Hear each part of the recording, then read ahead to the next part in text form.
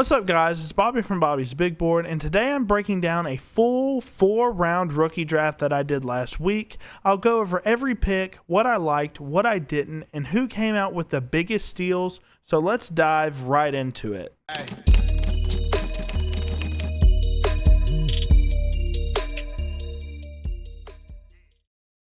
What's going on, guys? It's Bobby with Bobby's Big Board once again, and I'm coming at you guys real quick with a 4-round rookie draft that I did a couple weeks ago, just to give you guys some more insight on who I've been drafting in my drafts and just kind of overall where some of these guys are going. So without further ado, let's go ahead and look into it now. So at the 101, I mean, I'm not going to talk about this too much because it's pretty obvious. Ashton Genty's going to go at the 101 in probably 99% of leagues.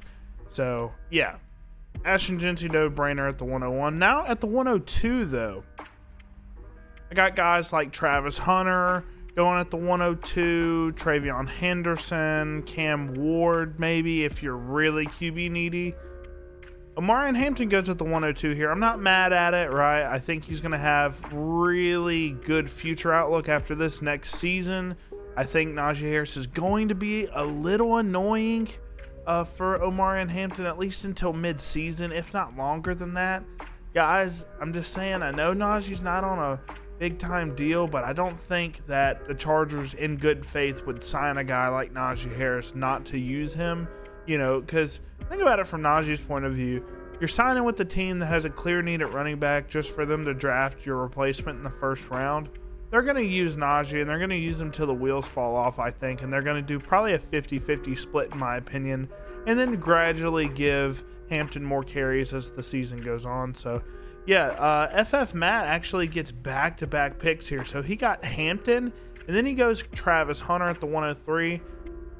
I'm going to be honest, guys. You know, like I said, Travis Hunter is my 102 overall player. He's not being picked that high, rarely in any leagues, honestly. And I do kind of agree with that in a sense, just because he does have some risk that come with drafting him. But if you are high up there and, you know, you want a player with the most upside, Travis Hunter's absolutely that guy. So the 103 back-to-back picks for Matt here, great draft thus far. I would have rather taken Travion Henderson, but that's okay. At the 104, we have Ted McMillan going here. This team that I'll give you a little insight in just a second on my team, but was looking at Ted McMillan here at the 104, but Ted McMillan goes a pick right before me, and then I get my third overall player at the 105 in Travion Henderson. Guys, I kind of got this team as an orphan, so this team's very not great at the moment. Got Goff and Daniels with Dylan Gabriel, Sam Howell, Marcus Mariota, and Anthony Richardson at quarterback. So outside of Jaden Daniels and Goff, who's, you know, a little bit older now, he is coming off a great season though, but they lost their offensive coordinator, Ben Johnson, so he might take a step back, but who knows. And then at running back, I mean, I had Connor and Benson, handcuff. I got Jalen Warren, Blake Corum, like not very much at the running back position. And then at my wide receivers, I mean, got A.D. Mitchell, Jermaine Burton, Deontay Johnson, Jerry Jeudy, Pittman. Like, it's a very bad group of wide receivers. And then tight ends, not much better. Jalton Schultz, Pat Freiermuth. So a 1.5 tight end premium. But the 105, I have holes everywhere, basically. So I grabbed the best overall player. I would have taken Travis here at the 105. But I get Travion Henderson. I'm not mad at it at all. I absolutely love this. And then Deke on the clock at the 106. If you look at his team, you know, he had basically Mahomes, Daniel Jones, and Kirk Cousins. So quarterback definitely was in play here, and he gets Cam Ward here at the 106. I think that's a great value for him. And then Matt, again on the clock, he has 3 first-round picks here. Grabs Tyler Warren in a 1.5 tight end premium. Yeah, give me Oh, 0.5 tight end premium. Give me Tyler Warren here. This is a great pick. I love him over Colston Loveland. I know people are going to kind of have mixed feelings back and forth about Loveland versus Warren. I think Warren offers way more upside. So, yeah, give me Tyler Warren. He's going to be utilized more, in my opinion. Then next up, another tight end off the board, Colston Loveland. This league does require you to start 2 tight ends. So, kind of important to have tight ends in this league. So, Colston Loveland comes off the board here at the 108. I'm not sold on him in terms of his sure hands. I thought he had more drops than I'd like to see on film, but he did flash some big play upside, so I can't deny that. And then at the 109, Tom Bart, he is pretty experienced player in a lot of leagues with him. He gets Judkins, who's my 6th overall player, at the 109. Great value for him there. And then the Lion King up next. He had Deshaun Watson, Will Levis, Winston, and his only startable quarterback here was Baker Mayfield. So he had to go quarterback, even if you're not going to get a lot of production out of Dart year one. If I was the Giants, I wouldn't start him a single game outside of maybe the final game of the season if I were them. So overall, solid value here. I think Dart should be going somewhere in this range because he has tremendous upside. So up next, Tom Hart again goes Caleb Johnson. I like RJ Harvey a little bit better than Caleb Johnson, but he's a much safer pick because I do think he gets a lot more for sure volume year one than RJ Harvey. Like, we know Caleb Johnson's going to get 250 plus carries next season. So yeah, very safe. Even though the draft capital is a 3rd round pick, Caleb Johnson's an absolute stud. So then at the 112, Emeka Egbuka goes to Part M, who this is his first pick, I believe. Yep.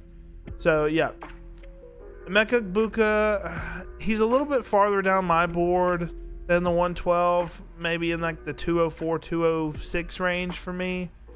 I do love the talent. I absolutely love the talent that is Emeka Egbuka. He was in my top 5 in terms of receivers pre-draft. He just doesn't have good short-term outlook for me.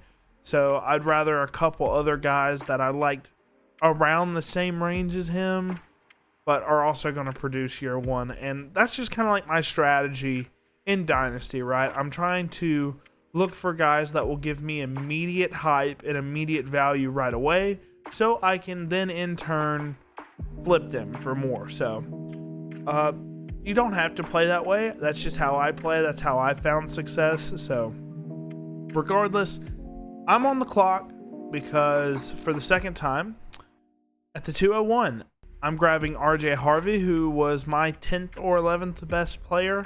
So absolute steal here for me. I think he has great draft capital. I think he's got elite upside as well. It just depends on how much they're going to be using Audric Estime next year. I think he's going to be doing the passing game work with him as well. I think he'll get a lot of the high-end touches, just like Travion Henderson will be with the Patriots. So overall, love that. And then Matt, who he is a Matthew Golden enjoyer, ends up picking Matthew Golden at the 202 here. I don't know how to feel about Matthew Golden right now. My gut is telling me to avoid him, and that's what I'm going to tell you guys. If I feel like he's an avoid, that's what I'm going to tell you guys. He is going into an offense that hasn't had a fantasy relevant receiver in terms of a top 15 finish yet, right? Jaden Reed is very talented, but they still can't make him into a wide receiver 1. So with Matthew Golden going there with, good, solid first-round draft capital, I just don't know if Jordan Love is good enough. Maybe it's not that he's not good enough. He does have some accuracy issues that really concern me, but the offense is just built to throw to all of these random assortments of receivers, Dontavian Wicks, Romeo Dobbs, Bo Melton, like just random guys, right? and then Jaden Reed, of course. And then Matthew Golden fits in, and I don't know where he's going to slot in. Does he slot in at X? I love his jump ball ability for the X position, but I don't know. Well, I have a couple shares of him, but, I wouldn't probably be getting him until the late second, but I think he'll be off the board before then in most rookie drafts. Up next is kind of a crazy pick, in my opinion, Trey Harris at the 203, back-to-back. Kind of iffy picks for Matt here. Some people really like Trey Harris. He had insane production last year at Ole Miss when he was healthy. And he goes to an offense that kind of has a need at wide receiver, but I just don't know how much they throw the football next year with Omarion Hampton and Najee Harris. And he's going to be playing that X role, that fantasy receivers guys. You're looking for guys that can play all over the field, and I think Trey Harris is going to be an outside boundary specific wide receiver because they already have slot Latin McConkey in the slot. So that profile just doesn't really work for me in fantasy. They don't really produce that well either. They're big boomer bust. Think like Christian Watson, right? Where you're like 4 for 120 and a touchdown, and then the next week it's like 1 for 8. So I always kind of am weary about drafting vertical X receivers because they're not very consistent unless you're like A.J. Brown or Nico Collins or somebody like that. Trey Harris also, he didn't really pop off the screen for me in terms of his athleticism, more his route running. He ran a lot of hitches, a lot of comebacks, a lot of goes, and that was about it on film. He did run some other routes like digs and stuff later on during the season, but not enough for me to be like, oh, he's a great route runner. I don't know. So, interesting player in Trey Harris. We'll see how he does with the Chargers. He's got a great quarterback next to him as well, so we'll see. Then part M, he goes again and grabs Luther Burden at the 204. Guys, Luther Burden was my wide receiver 3 pre-draft behind Travis Hunter and Ted McMillan. He is insanely talented. He's got some hothead issues where, when people talk trash to him on the football field, he kind of crashes out a little bit. He'll get frustrated and show his frustrations on the field and lead to stupid penalties. And outside of that, I don't know if he has any off-the-field issues, but definitely lets his emotions show on the field, and he'll end up getting in fights and stuff like that, which isn't a great look. But outside of that, the talent is insane. His yak ability is off the charts. But he goes to the Bears. They're a little crowded, so I don't expect a lot of production, like not, top 20 finish production from Luther Burden, at least for the first year or two in Chicago. And then I think he can burst up and be that wide receiver that everybody's hoping for him to be. Next up, we have me on the clock again, picking at the 205. I have this guy as my wide receiver 3 post-draft behind Travis, Tet, and then I have Jack Besh. Jack Besh, guys, is that type of receiver that I love. He can line up anywhere on the field. He can be a big slot. He can be a Z. He can be an X. Phenomenal route running. Great release package. He's got that great jump ball ability. He's not super slow either for his size. He's not a burner per se, but he can win pretty much any way that he wants. Especially downfield whenever he separates and goes up and gets the ball. And he lands with the Raiders, and I think instantly, guys, he's going to be the wide receiver 1 in that offense over Jacoby Myers. He's looking great in rookie minicamp as well. So, guys, I know Jack Besh is a guy that wasn't on a lot of people's radars. He was in my top 10 pre-draft. Don't sleep on Jack Besh. He's going to produce pretty big as long as Geno Smith can target him. Up next at the 206, we got Cam Scatterbo. Yeah. He's a dog for sure, and limited athlete in terms of speed and overall agility. Looked good in rookie minicamp. He looked really good in rookie minicamp. He was showing off some elusiveness that I did not know that he had. because at Arizona State, he was just running through people. Didn't really use agility outside of cutting into holes at the line of scrimmage. But super hard to tackle. I love his build, that short, stocky frame, kind of like Barry Sanders, Emmitt Smith, those guys. You love seeing a running back like that. RJ Harvey's kind of that build too. Yeah, love that. Love the landing spot for Cam Scatterbo too, because Giants, they don't really have a workhorse running back. I know they had Tyron Tracy, who performed for them a little bit last year, but he's fine. I think he's a third down back. Scatterbo's going to come in there and really heat it up next year. I think he'll be pretty solid. Then Yankee fan comes up and grabs Mason Taylor. I'm not going to hate on Mason Taylor too much. I'm not a fan. I did not like what I saw on film at all. I thought he was, an okay jump ball tight end. But, I mean, I thought there was much better tight ends in the league, in the draft, than him. I thought his blocking was horrendous. I thought he was the worst blocker in this class. That's including running backs. He was just awful. But, he goes to the Jets. They didn't have a need at tight end. He probably is going to be their starter off the rip. So a starting tight end at the 207, regardless of how I feel about him, is great value, I think. Jaden Higgins at the 208, another guy that kind of profiles the same as Trey Harris. I just think he's much slower than Trey Harris. I don't think he separates that great either. I think he's got some of the best hands, just like Trey Harris. I think they both have insane jump ball ability, very safe hands as well. I think Higgins might have the best hands in the entire class, but very limited athlete. Going to Houston, where he's going to play the Z, and then Noel, who we'll probably talk about here in a few, is going to play the slot.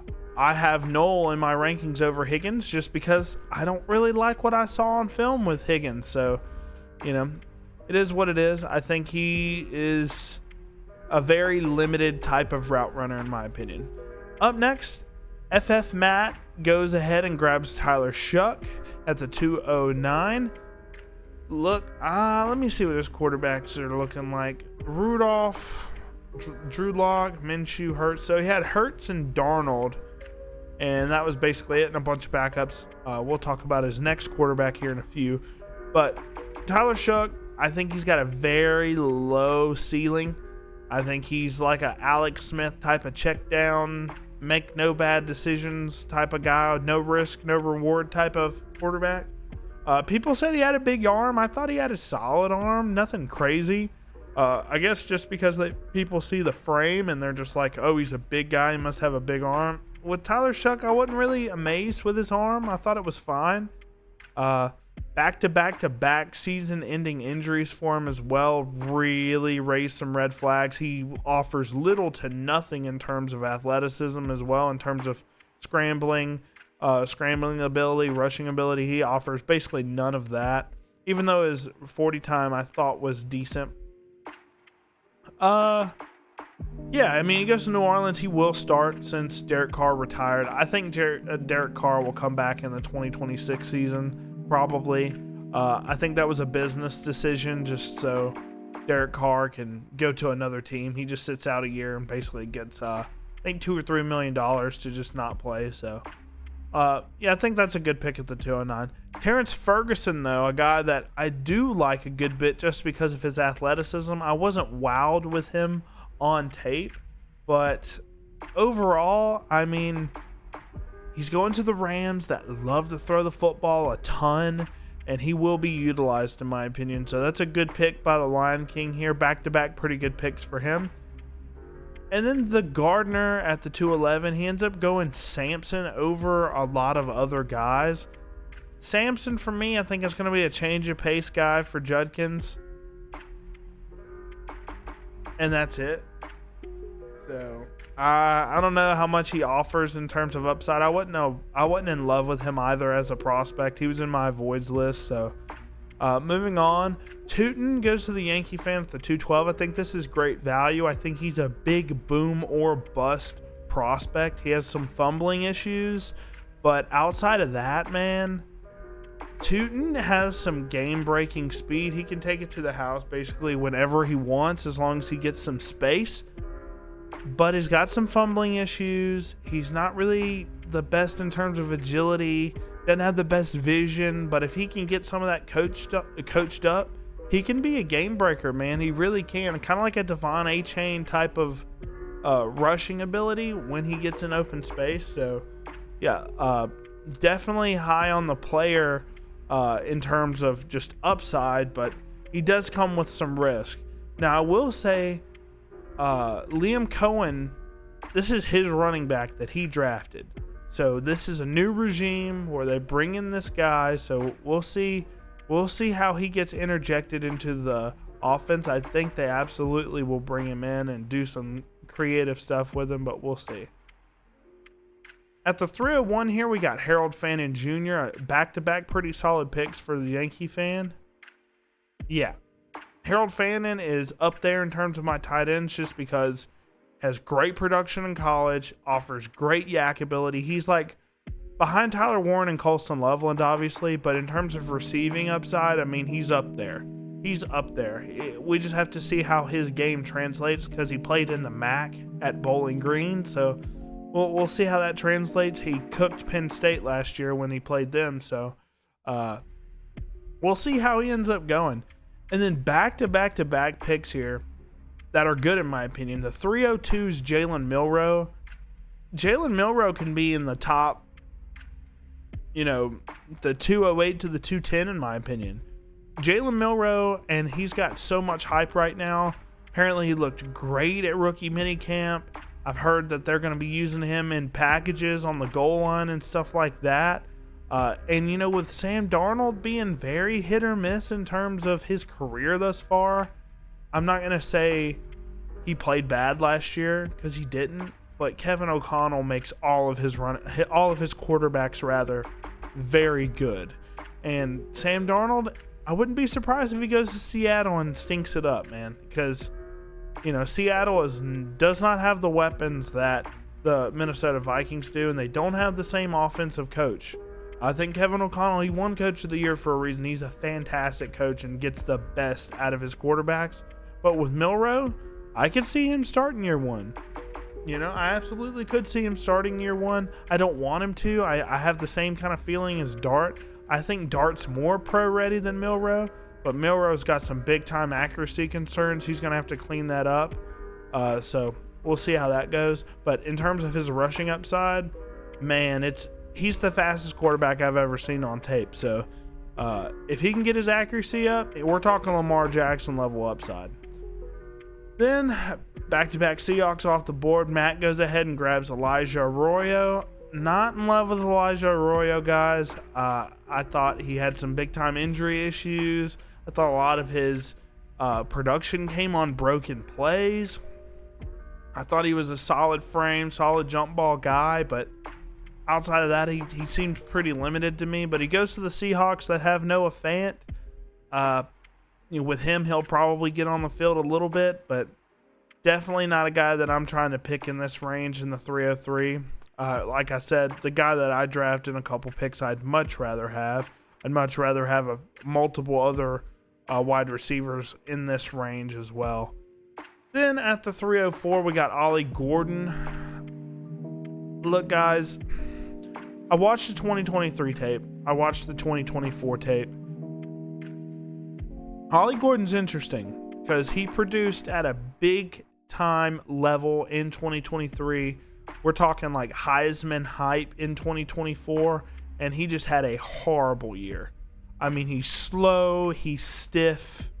He's been slow and stiff the whole time. He's just been this run high, like run through you type of runner. He's a solid athlete in terms of jumping over people and stuff, but in terms of his top end speed, it is not there.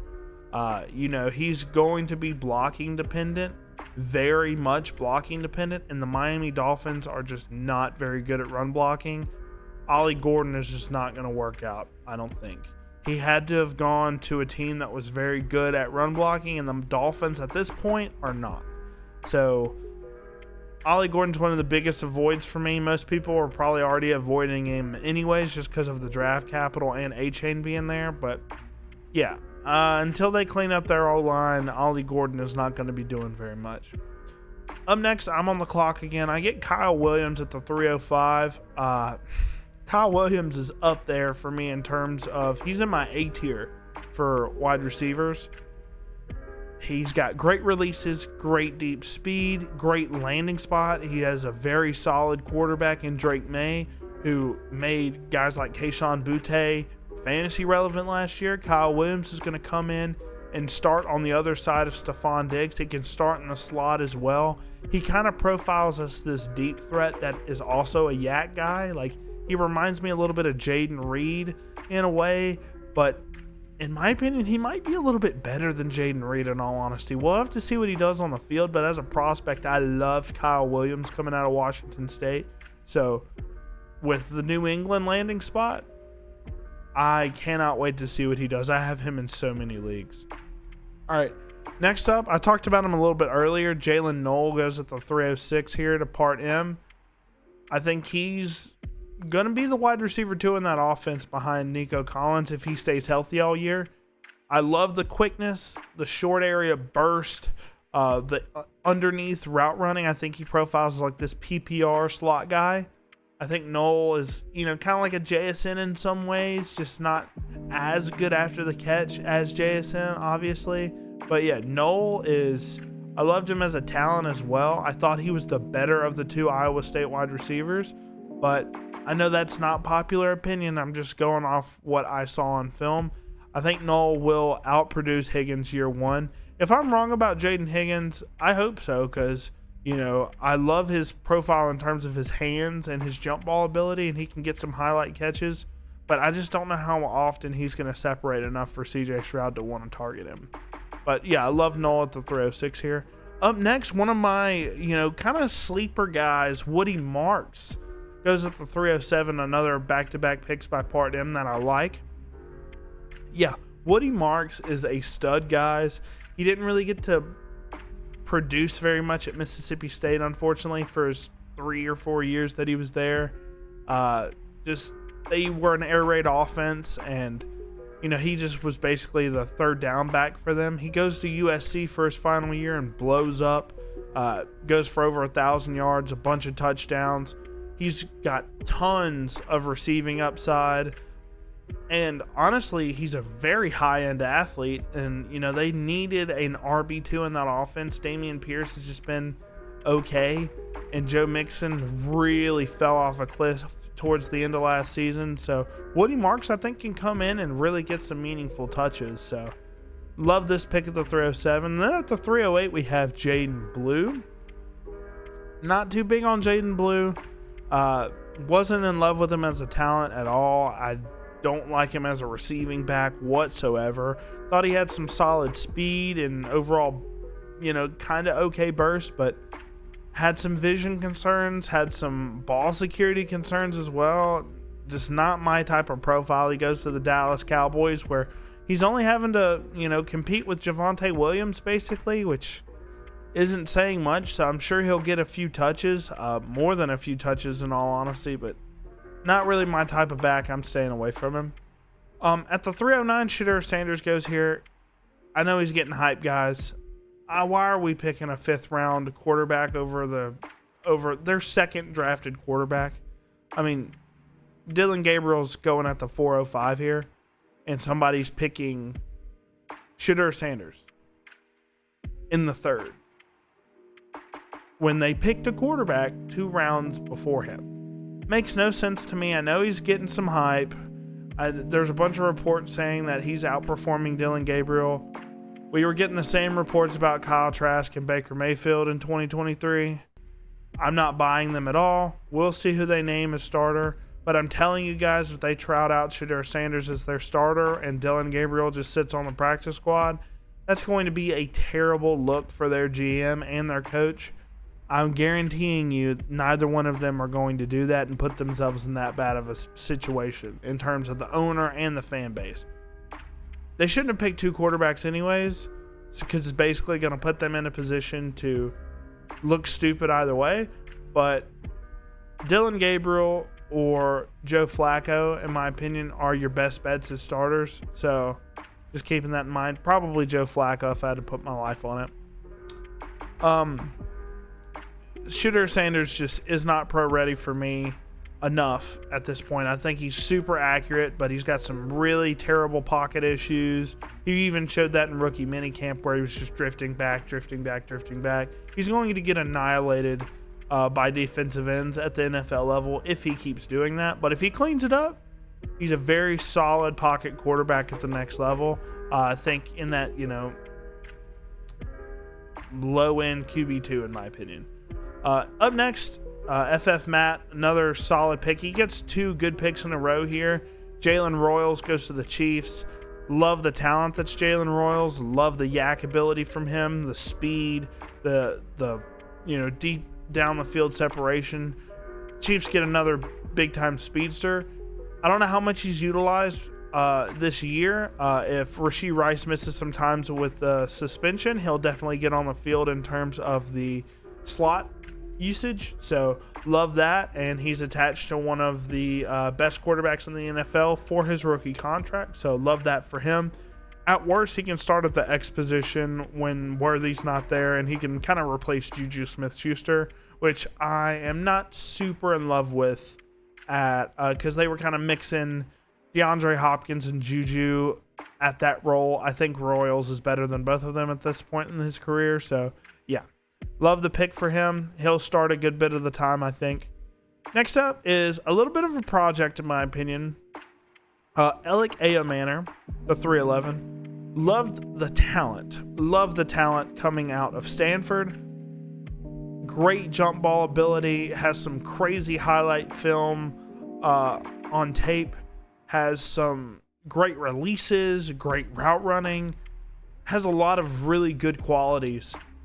But he's got some inconsistent hands. He doesn't like to catch in traffic. Has some concentration drops. But he's only, I think, 21 years old. He's coming out as a sophomore. Had 2 really good production seasons at Stanford, who were very run heavy. So, he goes to the Tennessee Titans, where I do expect him to start year 1 a decent amount of the year. So we'll see how he does. I think he's going to need a couple years, though, to produce to where people are going to want him to produce at. But I do love the long-term outlook with him. Next up, Pat Bryant. I'm on the clock here at the 312. Guys, I see Pat Bryant going all the way down in the 4th round. He's a 3rd-round wide receiver with a lot of great qualities in an offense where he will start. I do like Marvin Mims as a deep threat. Cortland Sutton is he had a very good year last year. He's been very consistent over his career as well. Pat Bryant is probably going to be his replacement once Cortland Sutton leaves. That's probably the plan. But as of right now, I think he can slot in right into that slot position over Devon Vele year 1. I love his long speed. I thought his long speed was insane on tape. His burst off the line's not the best, but his yak ability is pretty solid. His jump ball ability is pretty solid. I mean, he's got pretty much all the things you look for. I just wish he would be a little bit faster off the line. But Sean Payton compared him to Michael Thomas, guys. Sean Payton compared him to Michael Thomas. And I don't know if you guys remember 2019, but Sean Payton with Michael Thomas. Michael Thomas was a wide receiver 1 and broke the receptions record. So we'll see what Pat Bryant does. I'm not saying he's going to do that, but very well could produce very strongly for us in fantasy if he's getting those types of comparisons in rookie minicamp. Up next, DJ Giddens at the 401. The Colts don't really have an RB2. DJ Giddens, I thought, had some solid vision, some solid burst.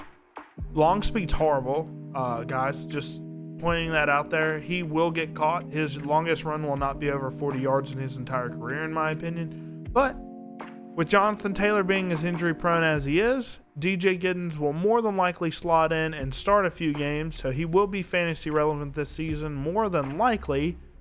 But yeah, I mean, he's just a wait and see type of stash player, and that's the type of prospect you're going to look at for these 4th round picks. Devin Neal, kind of the same deal, right? Kendre Miller for the Saints hasn't really been utilized that much. I guess they don't really believe in him, or he's not that impressive to begin with. Kamara is getting older, has shown some signs of injury bug, right, here and there. Devin Neal, loved the patience behind the line, had some Le'Veon Bell to his game. Loved the burst as well. Loved him out of the backfield in terms of a receiver. So, yeah, I mean, he can definitely slot in and be their 3rd down guy. Can take some carries away from Alvin Kamara as well. I thought he was very talented. I thought he'd go in the 3rd or 4th round. He ends up going all the way to the 6th round, I believe, to the Saints. So great value for the Saints and great value for Sand King here at the 402. And I think this was his first pick. Yeah, that's his first pick of this draft. Up next, FF Matt grabs Will Howard, one of my biggest sleeper quarterbacks in the draft. I mean, he's not even being drafted in some of these rookie drafts, but in all honesty, Will Howard is got a great chance of starting if Aaron Rodgers just doesn't end up playing for the Steelers, which it's likely at this point that he might. But he said on the McAfee show that he had some friends, some people in his circle that were having some issues, and he wanted to be there for them and stuff. Whatever the case may be, he might not play next year. He might just hang it up. He doesn't know yet. So if that's the case, I think Will Howard absolutely will start over Mason Rudolph. And in this situation, he has Mason Rudolph already. So it makes total sense to draft him in the 4th round, because if Aaron Rodgers doesn't come out, you have the starting quarterback for the Pittsburgh Steelers. Will Howard, I thought, is very pro-ready. Don't love his deep ball. Don't let him throw down the field very much. But in terms of his processing, I thought he was a great processor. I thought he was fairly accurate in the intermediate areas of the field. Had some solid zip on his ball as well. Performed great in the national championship. The kid's just a winner. So I love the confidence that he showcased in some of those Steeler meetings. So yeah, love this at the 403. I'd consider taking him in the late 3rd in all honesty. Then the Gardner, he takes Dante Thornton Jr. here at the 404. This is just a clear upside pick. I'll tell you guys right now, Thornton can't run routes right now. He's not even close to a NFL ready receiver right now, but he's 6'5" and ran a 4.3 40.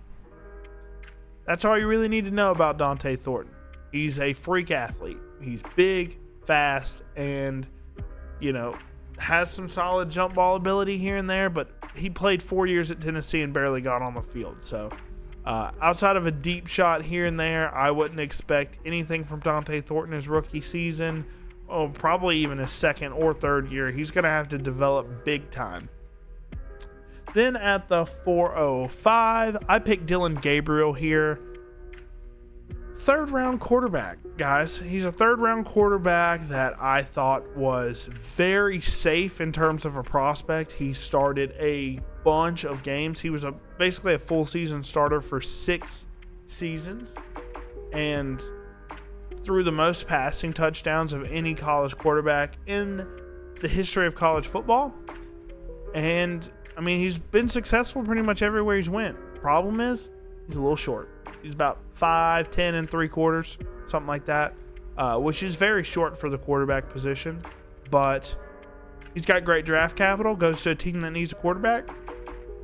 I mean, give it to me. 3rd round draft capital for a quarterback. I mean, that's starting, if they hadn't drafted a quarterback before the 3rd round.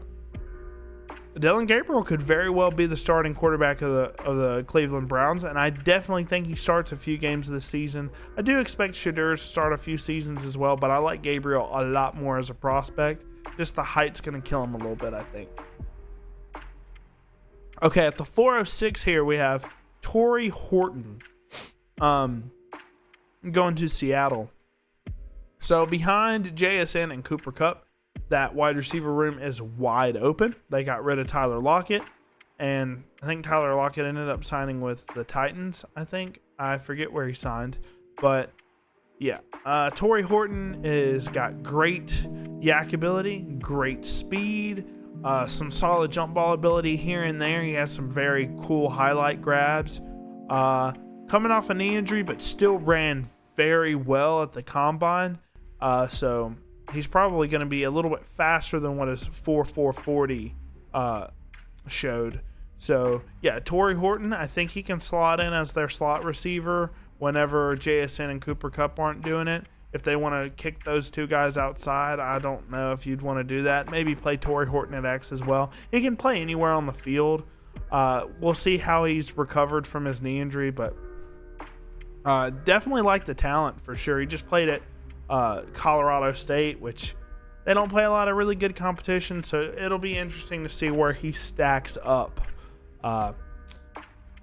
in the NFL. At the 407, we got Jordan James, who unfortunately he was very high on my list. He was my RB3 pre-draft.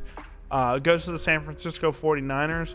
If Christian McCaffrey gets hurt again, hopefully he doesn't, because I own Christian McCaffrey in a few leagues now, and I'm telling you guys to buy him. But if he does get hurt, Jordan James is the perfect handcuff. I know they like Garendo too, but Garendo proved that he can't carry the workload. Jordan James is probably the most well-balanced back in this entire class, has great burst. He does everything well. I think if he gets on the field, he can really impress people. So, yeah, Jordan James, absolutely fantastic. Jordan Mason did it. Jordan James can absolutely do it too. Then at the 408, I'm kind of similar to Dante Thornton Jr., Isaac TeSlaa goes to the Lions. Obviously, the Raiders have much less depth at the receiver position than the Lions. Was very confused by this pick by the Lions. He's a big, fast receiver, is basically what he is, but didn't really wow me on tape. I'm gonna be honest, guys. So maybe they loved the type of person that he is, and they think that they can develop him. Maybe he's super smart. I don't know what they saw in him, but they took him, and maybe he's the Jameson Williams replacement if they don't end up re-signing him. But overall, I don't know. Not big there. But he is, high upside, right? So next up at the 409, we got Jarquez Hunter going to the Rams. I think he's the RB3 there, unless they really don't believe in Blake Corum. I think they're going to give Blake Corum more than a year, guys. I'll be honest. Kyron Williams, his future outlook, that probably means he's not going to play with the Rams anymore. But after his contract's up. But I love Sean McVay running backs. They're pretty much always fantasy relevant.